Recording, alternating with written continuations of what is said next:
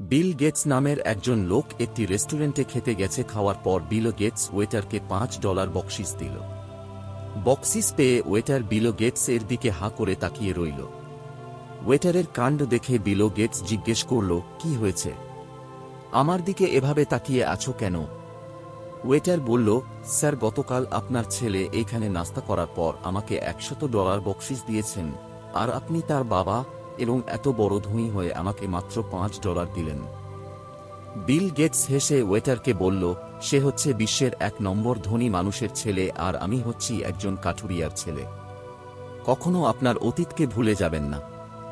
অতীত হচ্ছে একজন মানুষের সবচেয়ে ভালো শিক্ষক।